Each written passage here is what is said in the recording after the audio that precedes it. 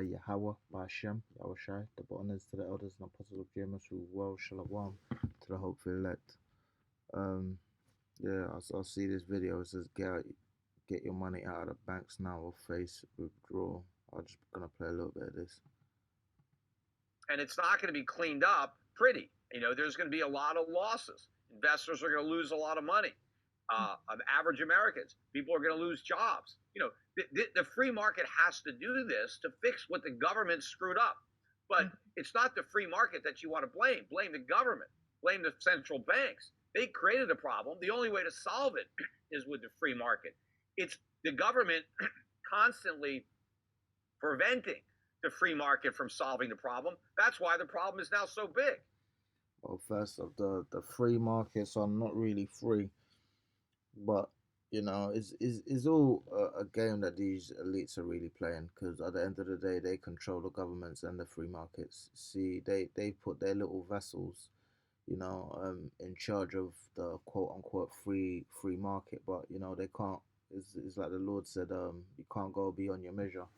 Let me get that scripture quick.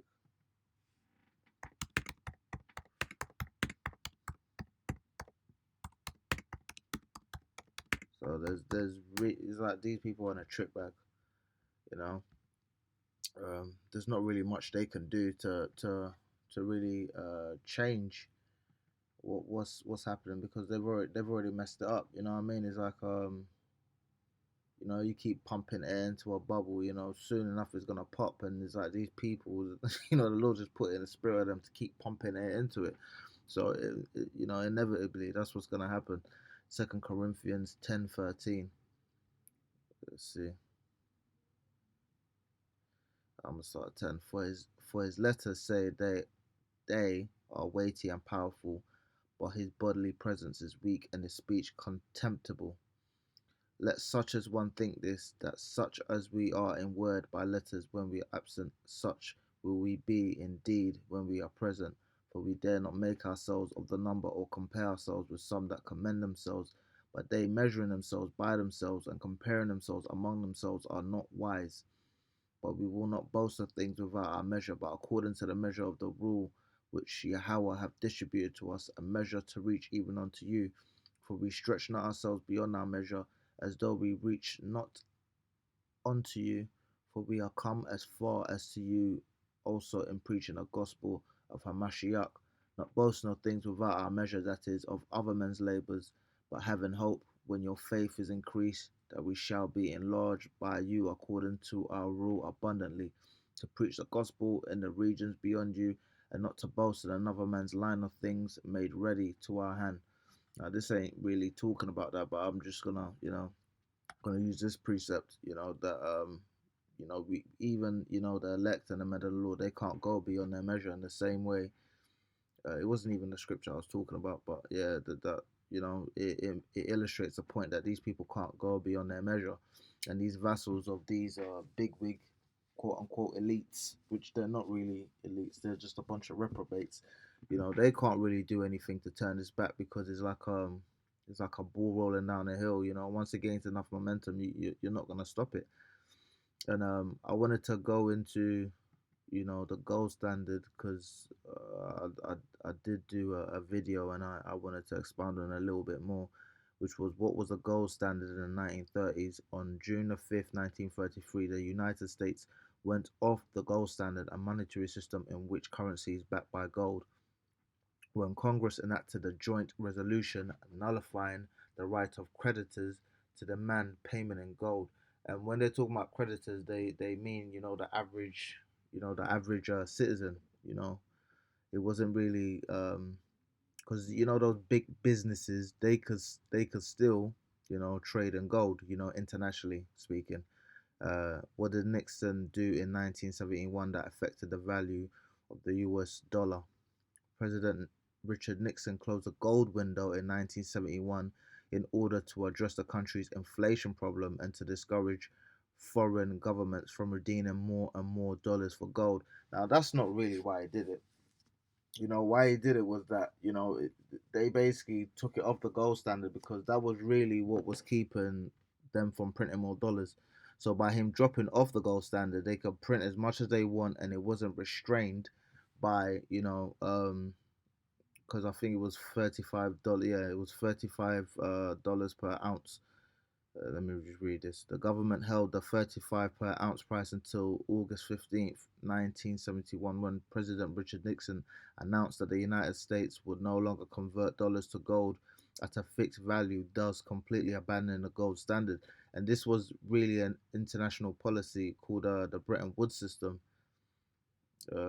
It's just a quick little, what was the purpose of the Bretton Woods Agreement? Those at Bretton Woods envision an international monetary system that would ensure exchange rate stability, and they use gold to create that stability. And then they're talking about, gold is unstable, when really and truly,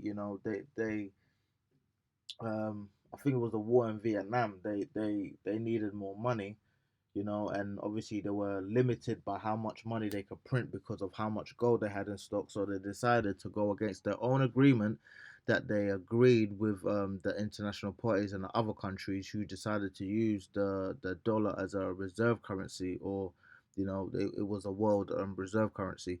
Those at Bretton Woods envisioned an international money system that would ensure exchange rate stability, prevent competitive devaluations, and promote economic growth. And this devil never keeps his word. He always goes back on his word because he's a liar. This is another one. I'm gonna leave the links to these videos, so brothers or sisters, if they want to watch it, they can. Everything the Fed cannot print. So remember, when they say Bank of England and they say the Fed, they're the same things.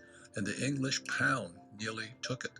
And the reason they had to start printing again, which is causing more inflation for the English people, is that the pensions are going to collapse.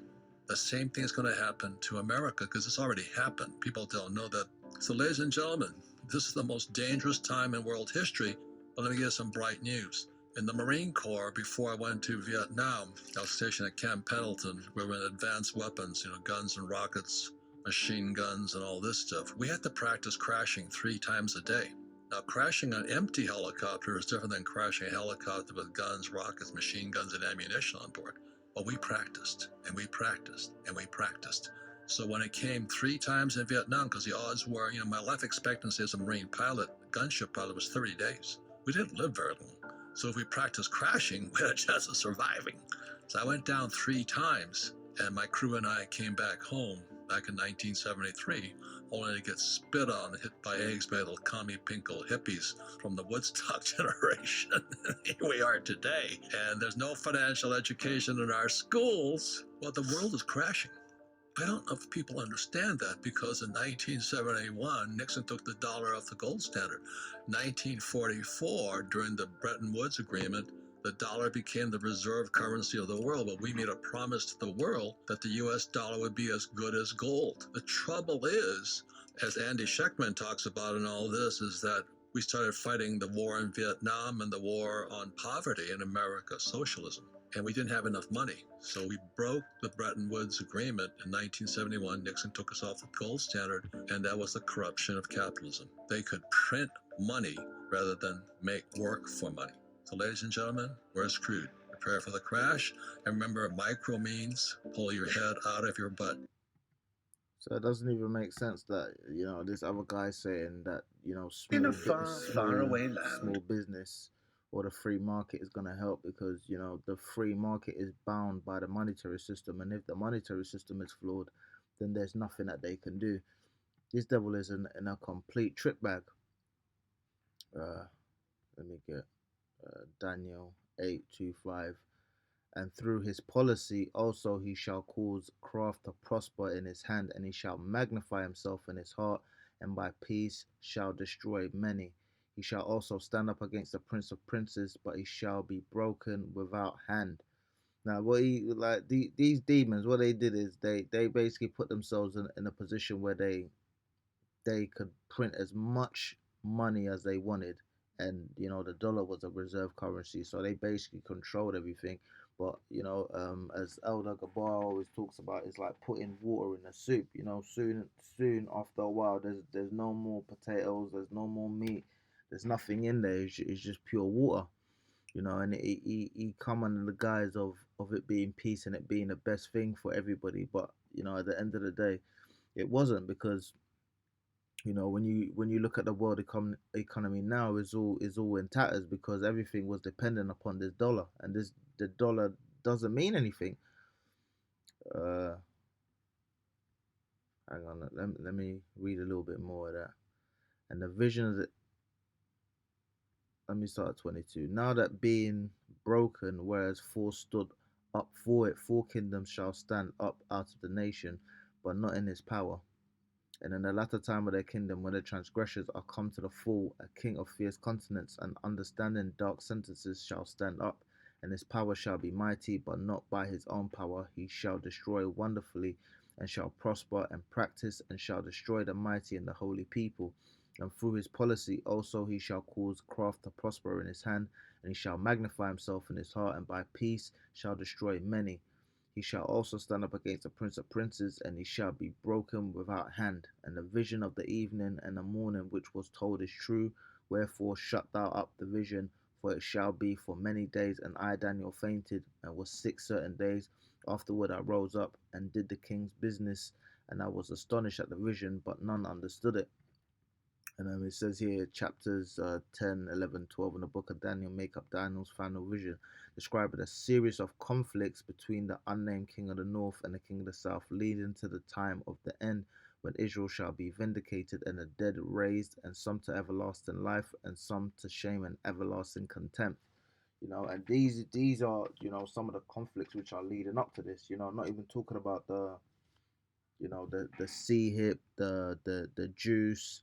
You got these financial woes coming. These are all part of the series of conflicts. These are gonna really turn the heart of the people against these people, and this is why the scriptures talk about the common man standing against the princes, because these people are gonna realize soon enough that Esau played a big fat trick on everybody, and everybody's gonna wild out, because a lot of the times when there was a civil war, it was all based on monetary value. There was a war, between America and Britain, because they were getting taxed too much. You had wars over tea tax and stuff like that. So whenever there's a civil war or anything, a lot of the times it goes back to people feeling that they're being untaxed fairly, or they're not getting a fair shake.